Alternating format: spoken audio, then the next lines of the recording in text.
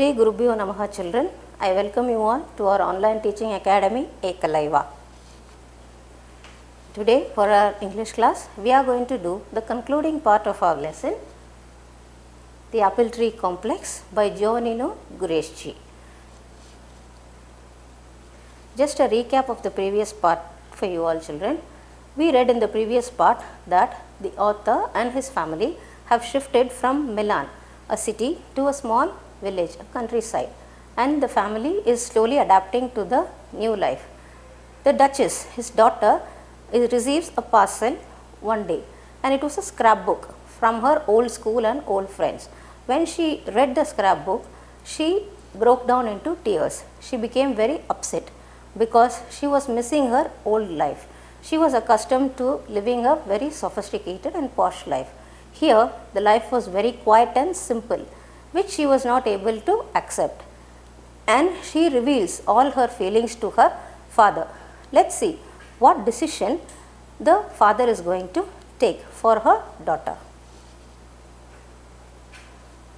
I replied immediately.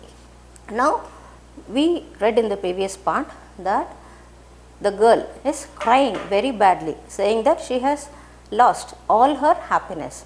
And after this, let's continue. The author replies immediately. I replied immediately. I still don't understand, I insisted. All these things that have been taken away from you have been taken away from your brother as well, but he doesn't seem to be sorry. Now you are complaining that all these things have been taken away from you.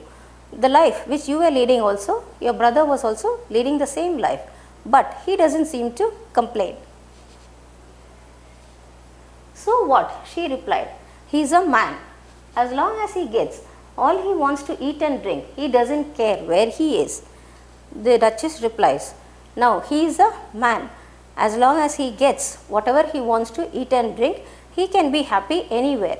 There is a big difference between him and her, she says. Your brother's needs are not so limited, I said, but he seems to be satisfied here. The author is again trying to convince the girl that her brother's needs are not so limited, but he is trying to get adapted to the life here and he is satisfied. And don't forget, the country is good for your health. You look much better than you did in the town. And he is saying, don't forget, this place is very good for your health. You look very beautiful here than you used to look in the town. I don't care about my health, the Duchess replied. What's it matter how well I look outside if inside I have a complex? So the Duchess is replying, I don't care how I look.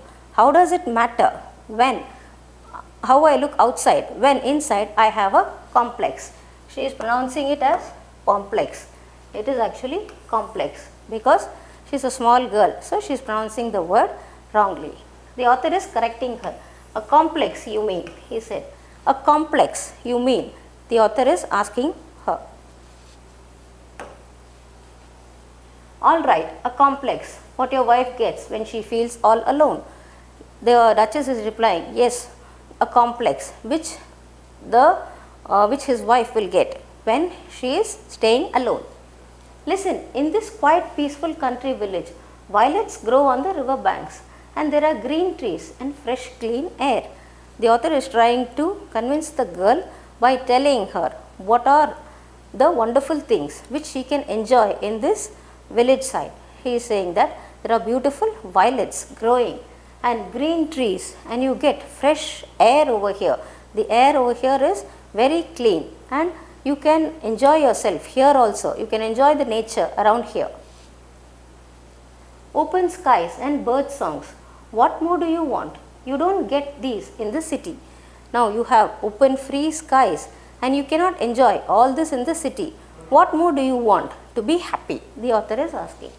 But the Duchess didn't give up. Means she was not willing to accept what the father was trying to say. You can't have them, that's true. But every time you think of them in the city, you say how wonderful. And here, no one pays attention, so they don't matter. Yes, I agree that you can't have all this in the city, but it is not so important. When in the city we just say it is wonderful, that's all. Over here it doesn't matter at all. Nobody seems to bother. So she is saying all this is less important for me. She doesn't want to give up to her father's convincing.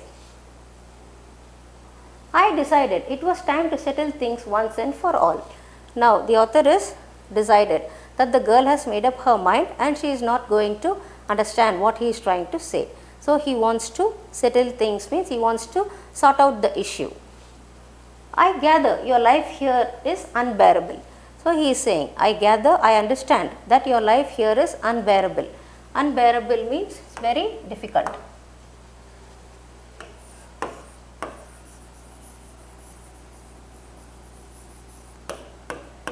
Unbearable means difficult. Now I would like to hear what your mother has to say.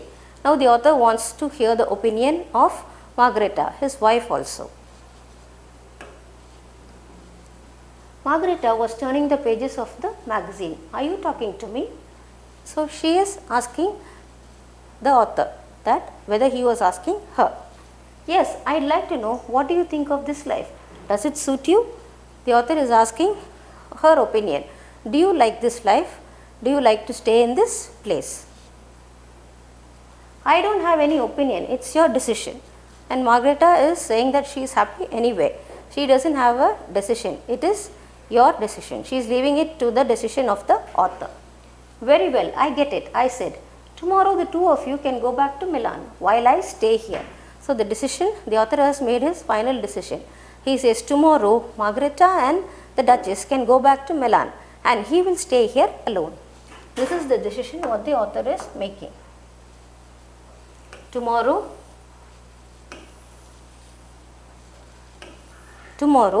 both Margareta and the Duchess can go back to Milan and he will stay here alone. Now he is not able to convince his daughter. So he is saying that let her go back to Milan and live her normal life, the life which gives happiness to her. That evening after supper I asked, are you off tomorrow, Margareta? Are you off tomorrow? Sorry. That evening after supper I asked her, are you off tomorrow? Then that evening after the food, after having their dinner, he asked, are you off tomorrow? Margareta said, off where? She is asking, off where? Are you off tomorrow means are you leaving tomorrow? And Margareta is asking, leaving where? Off to Milan. Aren't you all going to Milan? That is the question of the author. Don't be silly, I am quite alright here. I would rather be here in silence than in Milan.